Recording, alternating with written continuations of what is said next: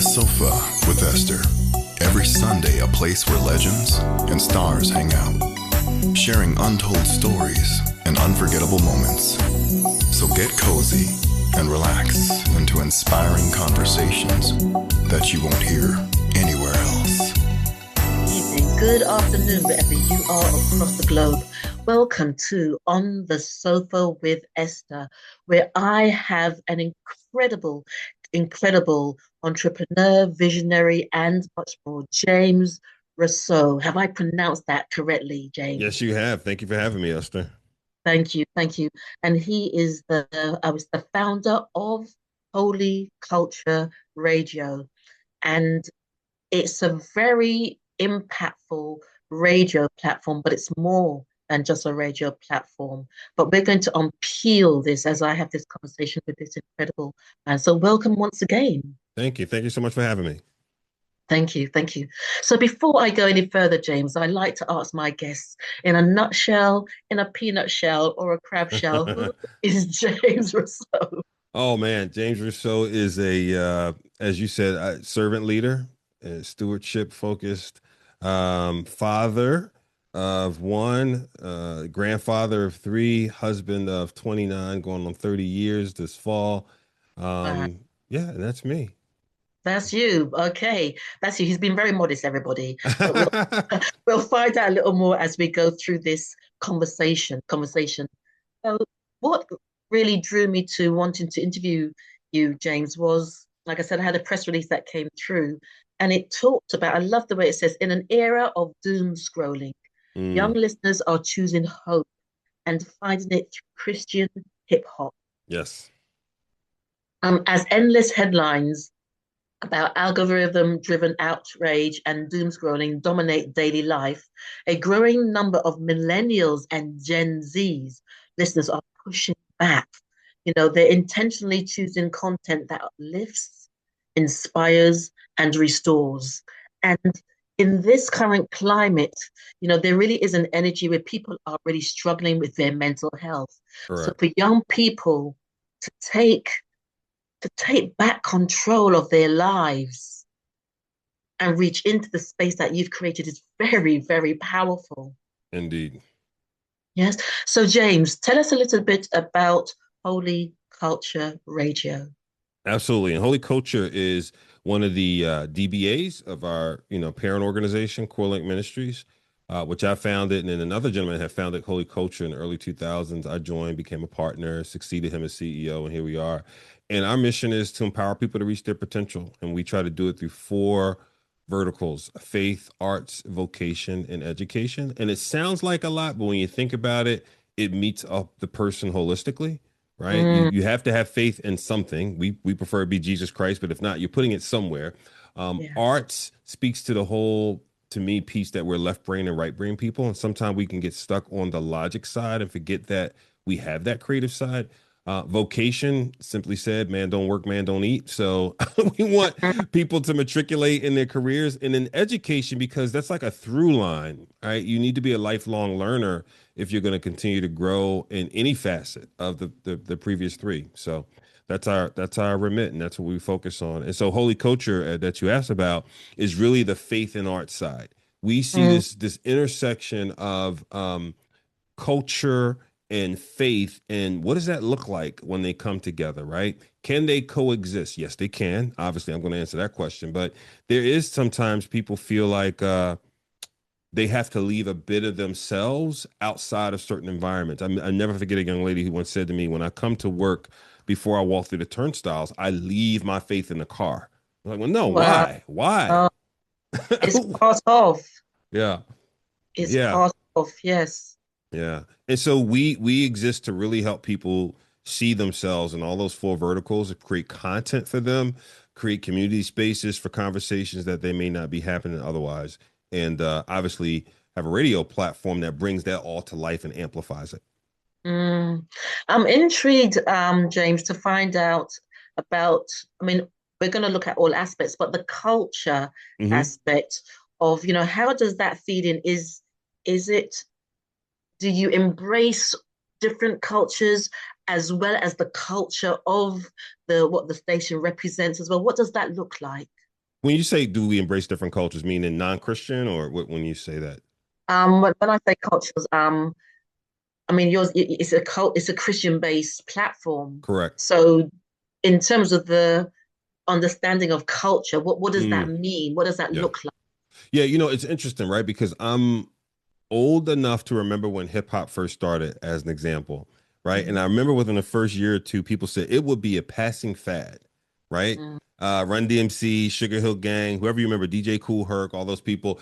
Oh, this is a come and go thing. It won't be here. And here we are, what is it, 30, almost 30 years later or so, celebrating it, right? And acknowledging not only is it still here, but it is the dominant genre. Hip hop mm, has gotten to a place where it really defines culture. Find a TV spot break where hip hop is not shown in some of that commercials doing a 90-minute, 2-minute break. It's in everything. You can go to Fortune 500 companies and see it in the boardroom. It's showing up in the way people dress, the way people talk, the idiosyncrasies that happen in communications. It's everywhere. And so for us, we want to be engaged in culture. We just want to present a Christian worldview relative to it all, right? And so when I think about when people sometimes say, well, Christian hip hop, that sounds like an oxymoron. No, there was Islamic hip hop for a while. That would be Eric B. and Rakim and other groups in New York, right? There's been all kind of things expressed. And so what we are able to do is be engaged in culture, provide a sonic sound that feels familiar. It's like, that's love those beats. I love yeah. that. Right. But then as you're listening to the lyrics, you're going, okay, hold up. I'm used to hearing things that tell me that they're having the problems I have, but it's almost like those things are asking me to mire myself further in the problems or to Mm, use an antidote that's not a long lasting antidote, right? I'm going to, smoke myself out for the night. I'm going to drink myself out for the night. I'm going to find other dopamine things. But these guys are saying, wait a minute, they found the solution. They sing it. They found something that they're holding on to that has changed their trajectory forever. So they say, I need to learn more. That's what we do. but it's interesting because what we speak into our lives as well, words have power. Sure. And and also there's a vibration around, because I know my son was saying to me that in the 80s, the vibration of the music was about love because the words were about love. It was coming from a different Mm, place and yeah. intention. Yeah. Whereas over the years, that's evolved and changed. And that's why people say we've got so many angry people out there. Yes. But Yeah. what you're doing, you're speaking into people's lives and souls. They all talk about that drip effect. You hear something on a regular basis, you become it. Yes. You Yeah. become it, you embody it. But Yes. through faith-based interaction, you're able to reach into spaces because young people are struggling as well. They're struggling with resilience, they're struggling with Sure. identity, they're Absolutely. struggling with their place in the world. And you've provided this incredible platform and space to that it encourages purpose, Mm-hmm. Absolutely. but Absolutely. it also 200%. but also it reaches apologies, but also it reaches into, like you said, their creative spaces, which is also part of that place of expression. So all of those things together, it's nurturing and it's fulfilling. Right. Over to you, James. Yes. No, you got it. I mean, one of the things I say to folks who are closer to my age, I don't know what your age is, but it doesn't matter, who grew up in other things, it's almost like if you can remember what happened when we went from a wax record to a cassette and how most of us didn't like it.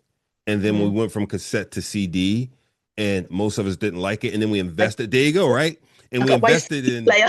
Listen, we invested in furniture to hold those CDs, the booklets and everything. And then it went to digital. It was like, wait, that can't work. And look at us now. We're here. We're used to it, right? And we've grown, I think, better at adapting and transitioning, right? That said, I do think that we've all been guilty of those moments of kind of wanting to resist change. And I think Mm, one of the things we have to do as a collective body who wants to engage youth is be open to the change required to properly communicate and engage with them. They are different. They don't their characteristics are different. They have higher levels of anxiety, higher yes. levels of stress. Coming out of the pandemic, they've seen more isolation than most. Think about those who started school during a pandemic, weren't able to be in a classroom, and now you're saying get with people and learn in a shared space. What do you mean learn in a shared space? Like that, there's so many things they're wrestling with. To your point, resilience. Like most of us grew up, you take a punch, you get up, you keep going. They take a punch, they need to talk to somebody. They need to sit out for a while, right? It's different. And so I'd be the first to say I was guilty at one point too of criticizing them. Shift that to seeking. I forget, Stephen Covey used to always say, you seek to understand before wanting to be understood. Seek to understand them and where they are and how you can meet them there and help them get to where they need to go for the purpose that God has put in their life. They don't need to duplicate us in the way we do it. Yes. They need to serve their purpose as given to them by God. Mm. And when they come into your space, James, if they're coming from, say, a non-Christian background, how do you support that sort of journey and integration? Mm. Because I know We back in my day, Yeah. going to church, a lot of it was forced. It was forced, nah, nah, nah, nah, nah. And I remember sitting in church lots of times, seeing lots of things, especially spiritually and energetically, Yeah. beyond. And I'm like, this is not making sense to me because there was this narrative and I always remember when I went up to become saved, the pressure, you take your earrings off, you got this and that. I'm like, what Mm. about my heart? Yeah. Yeah. Yeah. What about what's happening here? Yeah. So yeah, over to you. Sure. I'll give you two perspectives. So one is like on the digital perspective, what we find is people will find us and check out the music and then, come in further. And it's interesting, right? Because we have two different websites. We have holyculture.net, which is, from the time you land there, this is Christian hip hop, you're going through stuff. Wow. But then we have the corelysolution.com, which represents our V and E in faith. So faith and arts, holy culture, vocation, education, Corling Solution. Sometimes people come through the Corling Solution door of seeing a career-based article. How do I do my first year in college as somebody who's been an introvert? How do I survive? Just things like that, helping them think through, how do I enter the new year and set goals that are reachable yet provide stretch? What do I need to learn to be successful? So sometimes they come in that way, and then they start listening to the podcast and different things like, wait a minute, what else do you guys do?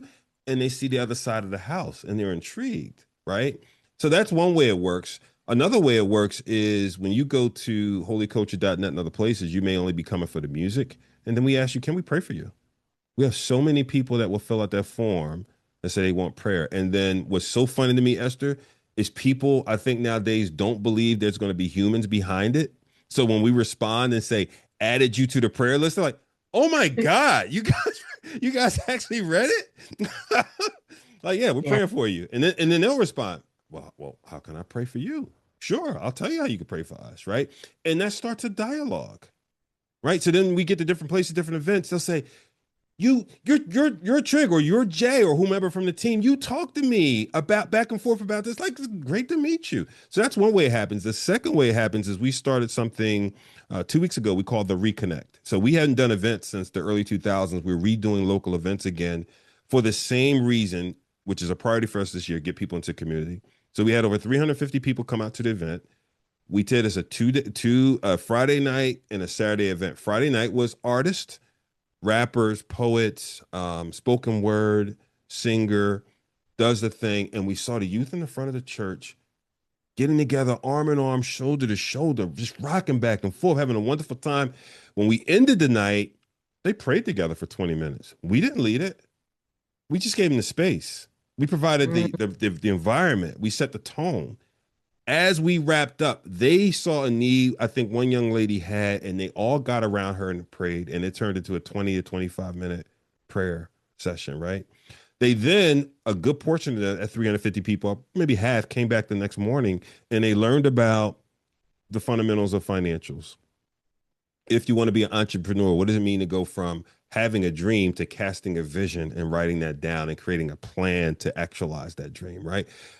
They went through lifestyle, mental, physical health, and a couple other different sessions. So I say all that to say that we're bringing people together to share in conversations about common issues that typically they are holding to themselves in isolation, right? And building up all this pressure and anxiety. And then they run to social media, and social media is a stream of highlight reels, and they think they're not good enough.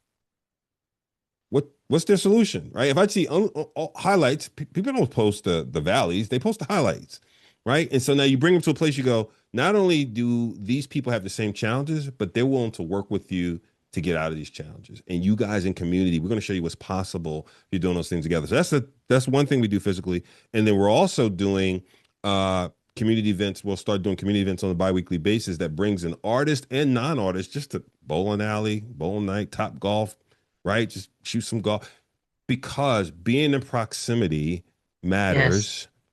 And you see the growth that happens organically when you're proximity. We're not going to always bring you to a church and have a program and make you do things. We are going to just set the table, bring you to a safe space with good music and some food, and just let y'all talk. Sure, we'll plan a couple questions to get the conversation started and things like that. But then they got it. Community. As you're talking, you're bringing back community. You're Yes. bringing back the village, because that's especially in the UK. Mm, A lot of young people, like they said, it's a different era, different understanding, different way of being, but there's still this craving for the village, for community, right. even amongst adults. You Absolutely. know, I read someplace there was a lady that was she was in the prison camps in Nazi Germany, but Hmm. she died 2 years ago. I didn't get time to interview her, but I read her book, and she goes, the most, I would say, top illness is loneliness. Mm, Loneliness. And hmm. so what you're bringing is that, even though, it's the scrolling generation, you're bringing back the balance of unity, community, and also touch, because Yeah, someone's physical touch and the absolutely. importance of that. Absolutely. And I think like I said, I'm guilty of a lot of these things too, of observing the younger generations and kind of thematically understanding the characteristics, but then Mm, letting that maybe be a wall to me actually engaging, right? It took me a minute to even, you know what? No, hold up. We just have to get in there. And I would just say that if you don't know what you don't know, you can't ask for it. yes. So they don't know to ask for community. They don't know to ask for mentorship. They don't know within corporate environments to ask for sponsorship, right? They don't know to ask for somebody who's going to be, guide them along in an apprenticeship. They they don't know what they don't know. And so it's up to us to get engaged proactively, right? And listen and get involved with them. I was talking to one of the pastors after the event, and they had a couple young ladies who want to start a youth ministry. And I said, I'll just tell you from my lived experience so far with young people, here's what I will tell you. Make sure they understand the vision of the church. And then Mm, after that, give them some money and get out of their way. wow. Purpose. Purpose. And in winding down, James, or should I call you Trig? What is it? Where does the nickname Trig from, by the way? Yeah. It's an old nickname when I was a DJ. I used to do a certain DJ battle thing, and one of the OGs in the neighborhood named me Trigger B at the time, DJ Trigger B, and it just got shortened to Trig as I got older. Yeah. Okay, okay. So, winding down, what would you say to somebody who's feeling stuck, who's in that place where you can open up and receive them? Because you said something quite interesting just now. What you don't know is what you don't know is what you don't know. But even I believe some young people or some people do know, but it's who to reach out to and where to reach out to, Yeah. and that they can trust, Yeah. you know. And so what quote or piece of advice can you leave listeners with? I'm going to Yeah. call you. Yeah, absolutely. I would say, come on outside and get with someone who is willing to listen to you Here and we have a go. conversation with you. I would say, listen, digital's cool. It's great to have friends on social. I do too. But there's Mm, something different about the human connection, and God created us to be in community. It's all throughout the Bible, all throughout scripture that He created us that way. If you don't want to read scripture, fine, read Acts 2, just to get a sense of how He brought people together. And so, yeah, talk to somebody. mm. And where can people find you? I mean, I know they can find you by typing in, but we've got to say Sure. Absolutely. I have to say it. Absolutely. Go to holyculture.net or holyculture on any of your favorite social media platforms, and we'll be there. Thank you. Well, thank you so much for your time. I mean, I can probably do a couple more 20-minute sessions with you. Mm, So much more to this, because also for those young people who are part of it, who are champion, those artists, mm, they must be receiving so much as well. yes. And but I just want to thank you for what you're doing.